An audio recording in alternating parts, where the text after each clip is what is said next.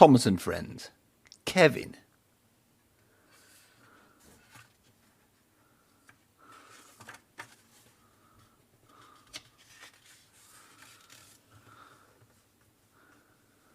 This is a story about Kevin, a little crane who helped Victor mend engines at the Sodor steamworks.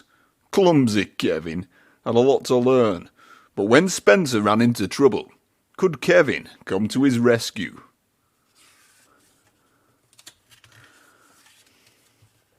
Early one morning, all was quiet at the Sodor steamworks. Victor, the little tank engine, and Kevin, the small yellow crane, were fast asleep. Then suddenly, boop, boop, boop! The noise of an engine whistling loudly woke them up. "Trembling tracks," said Kevin, as a train rushed by. "What was that noise?" "That's Spencer's whistle," replied Victor.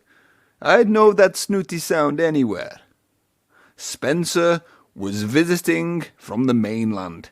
He wanted everyone to know he had arrived on Sodor.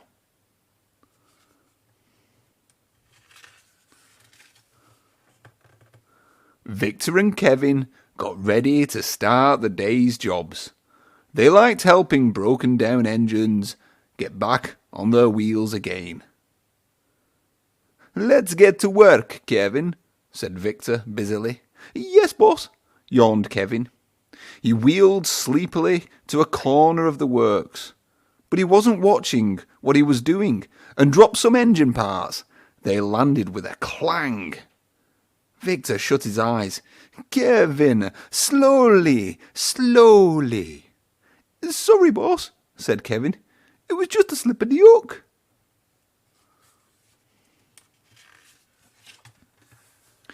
Meanwhile, Spencer had steamed to Tidmouth sheds. The engines were still dozing inside. "Boop, boop," whistled Spencer. "Wake up, lazy bones. Why don't you get to work like me?" he went on rudely. "Poop yourself," grumbled Gordon crossly. He was tired from pulling the big express. "You could do with a wash down," teased Spencer. "Look how shiny my silver paint is." This made Gordon even crosser. "You're too big for your buffers," Thomas puffed. Thomas's crew lit his fire, and Thomas built up steam.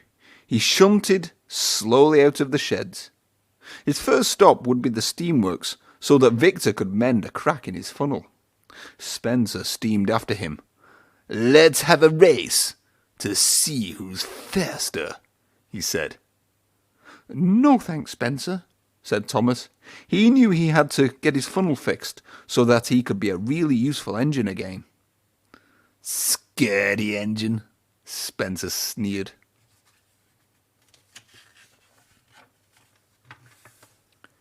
At the works, Kevin was still making mistakes. "Those hooks can be slippy," said Victor kindly. "Keep going, Kevin." Just then, Thomas puffed in with Spencer. Kevin was so excited to see them that he wheeled straight into a heap of scrap iron. Clang! Crash! "Hello, Spencer," smiled Kevin. "Do you need a helping hook?" "No, I do not. Big engines like me never break down," Spencer sneered. Kevin wanted to show how strong he was, but he hooked too much at once. The load was so heavy, it slipped from Kevin's hook and landed right in front of Spencer. Clang! Crash! Bash! "You clumsy crane! Stop that din!" shouted Spencer as loudly as he could. "Haven't you got a job to do, Spencer?" said Victor, when the noise had stopped.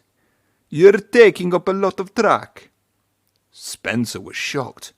He slid out of the works without saying a word. No one speaks to me like that, he thought to himself.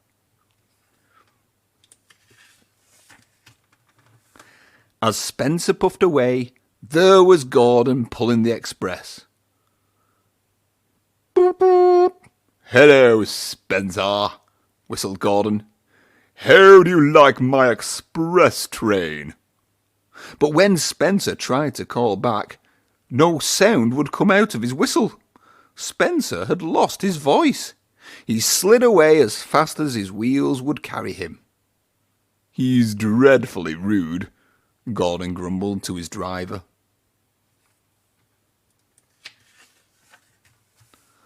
Spencer steamed to Great Waterton to collect the Duke and Duchess of Boxford.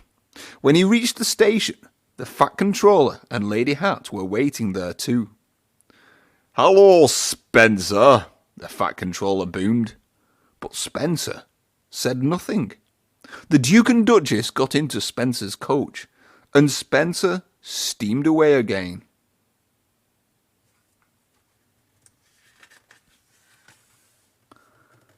That night, when Spencer puffed into the sheds, Gordon was telling the engines how rude Spencer had been that day.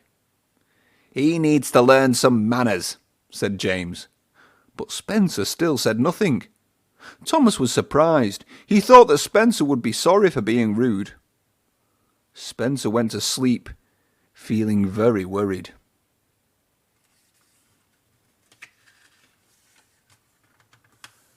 The next morning, Spencer was still worried. His funnel felt funny, and he still couldn't speak. He knew that he couldn't go to the steamworks to be mended, because he had been unkind to Kevin. He set off to collect the Duke and Duchess. He had to take them to the docks in time for their ferry. He took the track that ran behind the steamworks. Spencer was going along nicely until suddenly he stopped with a splutter.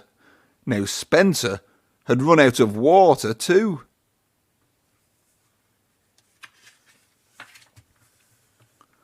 When Spencer tried to whistle, all that came out was a funny muffled sound. Luckily for Spencer, Kevin heard the funny whistle. He wheeled behind the works to see what was making the noise. He was surprised to see Spencer broken down. Don't worry, Spencer, said Kevin kindly. We can fix you. Spencer had never been more pleased to see Kevin. He smiled at the little crane.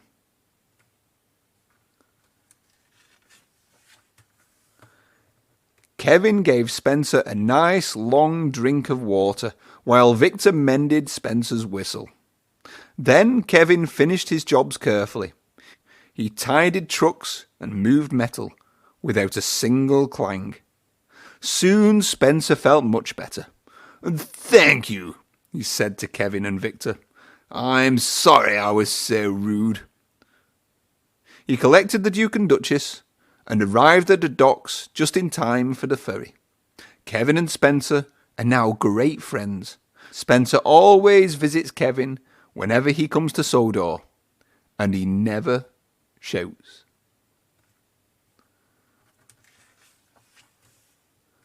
The end.